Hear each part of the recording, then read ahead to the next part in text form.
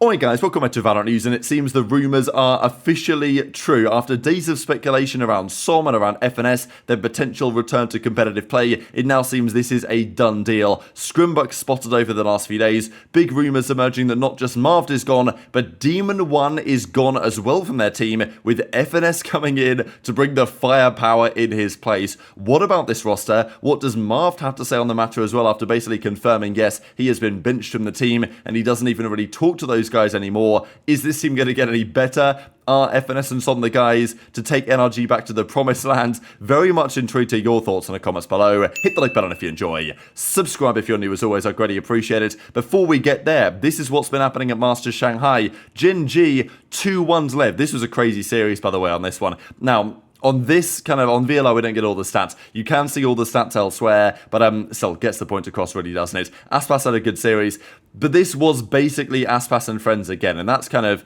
the thing with Gen.G, is that they do have the depth of talent that Lev just don't really. They won the Icebox, but then Texture decided to really turn up here on the Rays. They won that 13-5, and then it was 13-7 on the Breeze, pretty comfortable in the end. So, you know, Aspas tried his best. Comno had 4. Final map, and Charon and Meteor and Texture. Man, this Gen.G team is so good, they're so fun to watch, and Com had a bit of a stinker. He was getting kind of cooked here as well, actually, which got upvoted pretty heavily here on the VLR forums, because his record, let's say his KDs, against like everyone that he's played, hasn't exactly been the best. He hasn't gone positive once, he's only gone even once against NRG, so yeah, as Fishman says, bro cancelled out Aspas, which is kind of tough. This, by the way, was Heretics versus DRG, the third team that qualified through the Chinese region. They kind of got slammed here, right? Like, this was never really going to be in doubt. DRG went down 13-5, 13-5. So it was comfortable in the end for TH. They, of course, have no mini-boo this event, but they still made it work. Woot on the, of course, the Jet, and then the Rays. Patty Tech stepping back in. There's still going to be a force Heretics, but I still think that without mini-boo, who knows how it's going to be. This, however, though, was a very fascinating series. FPX took down FUT Esports the other day. A 2-1 series that was kind of FUT Esports choking, I'm not going to lie, but it was also FPX capitalizing. This was very interesting for the rest of the tournament, and potentially for the rest of Valorant to come, because FPX have been putting an increasingly good fight in their own region against Edward Gaming. Edward, of course, all the way through to the playoffs already, through the Swiss stage. But FPX nearly won this series. This was a crazy 3-mapper. Lotus was 16-14, Sunset was 13-7, and then the Ascent was an absolute banger, 13-11. Back and forth the entire time. Berlin as well, like, what a player this guy is. So much fun to watch. The issue is there's some degree of inconsistency still on the FPX side, and Meteor just absolutely went off on the final map here. So that's what I'm saying about Gen.G. They've got the strength in depth here, like Charon, Texture, Meteor. They're all going to tend to play well and take over at their own moments. These are the way the standings currently look, though, right? Because for Gen.G winning that advances them through. That's job done for them. Through to the playoffs they go at a 2-0 record. There's also, by the way, Heretics playing G2 right now, and Heretics are at 1-0 after winning the Lotus 39, and Bind is just about getting underway. So, yeah, that's going to be fascinating to see if Heretics can win that one, and of course, they would move to 2-0 and qualify themselves. G2, of course, at 1-0, that's the way the bracket works, and, you know, we're going to have the losers games coming up over the next couple of days. So that's kind of the early Swiss stage for you guys just to have a look at, but let's talk about this Rostermania stuff, because over the last few days we have seen various explanations and reasons why SOM back to NRG may not be an absolute impossibility. It still felt a little bit baity and a bit unlikely, but at the same time, if it was just bait, why would SOM, you know, not be streaming, right? Because if he was just baiting about joining the team, then you've got to think he's going to turn the stream on because he's got a lot of subs, or even just turn the watch party on. We saw the other day that, you know, it seems unlikely that he's going to be watch partying anything. One last day off, and then the grind starts tomorrow, he says. And he's now said this for the last several days in a row, which, well, you can only imagine what this potentially means. This was a clip that I'll share for you guys in a second here of FNS on stream, who basically says, yep, well, I've got some things to take care of. It's looking unlikely that we are going to be watch partying again for the near future. So we thought that at some point this season, FNS and SOM may return to a team. I thought it might be a team like 100T. If they didn't perform mid-season, they could have considered a move like that. But it's actually going to be NRG. It's interesting, right, because they said multiple times they're not going to come back this season, right, maybe just come back next season. find a way to make it work. But no, it looks like now is going to be the time. This, to me, though, is the wild part. Now, Marved going is surprising, but we know that Victor and Crashies are a duo. Chet likes them very much. I assume Ethan likes them very much as well. But Marved to go, and then Demon1 to go as well. And this to me is crazy to think, right? That, you know, the World Championship MVP of last season, who is still an incredibly talented player with a lot of firepower, it hasn't been working with NRG.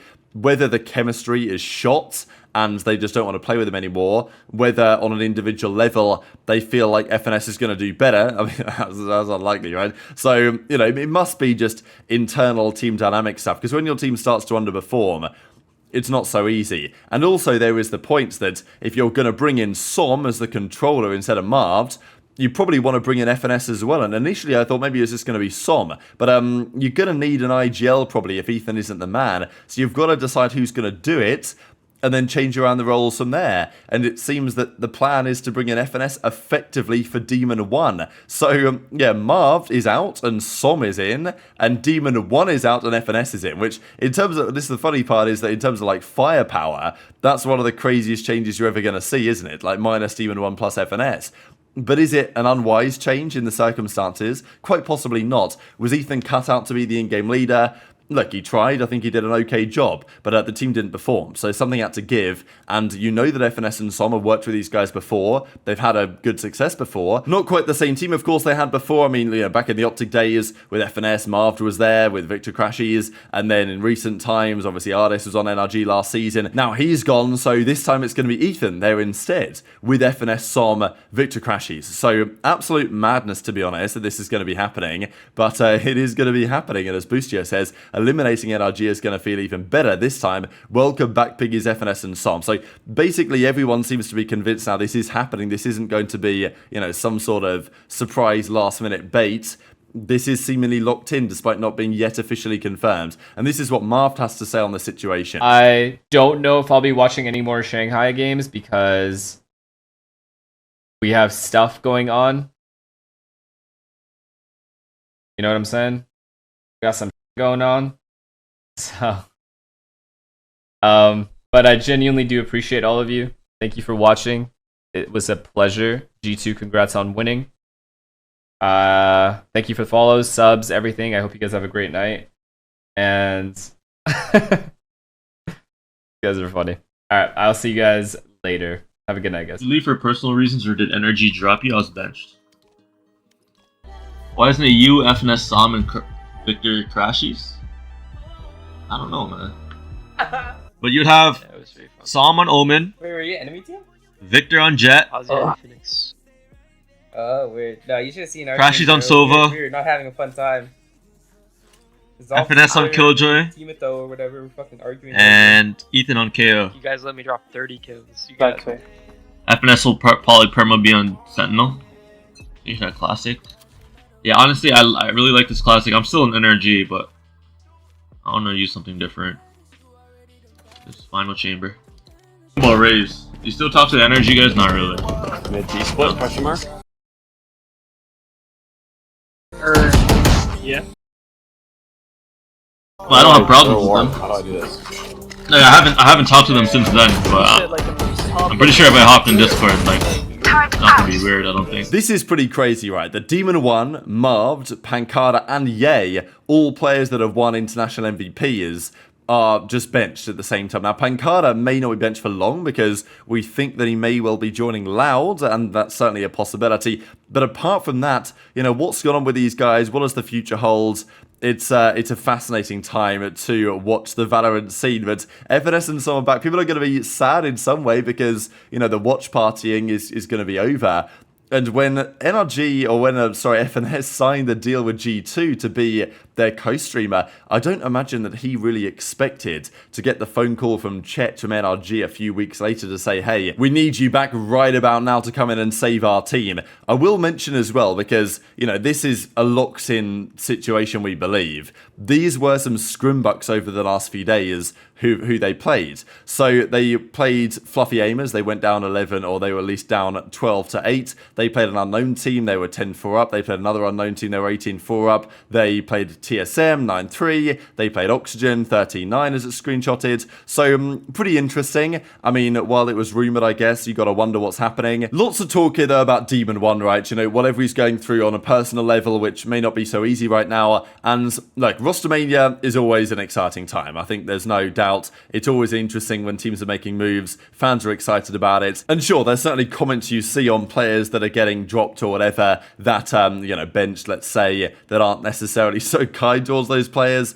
At some point, I think that is just kind of sports, but I do feel like esports is kind of like a bit of a closer-knit community, it feels at times, and as EU says, you know, have some sympathy for players that are potentially going to lose their jobs, which is fair enough and true, but at the same time, like, it's the same thing in anything, in real life or in regular sports. Like, if somebody isn't performing, they're going to be gone, and that's just the nature of things. And obviously, on some level, performance isn't just limited to in-game stuff, but it could also be how things are working outside of the game as well, and, you know, I guess we'll see in due course what sort of explanation NRG potentially come up with here, but very much interested your thoughts on all this stuff in the comment section below. Hit the like button if you enjoyed, subscribe if you're new, take care, and I'll see you next time.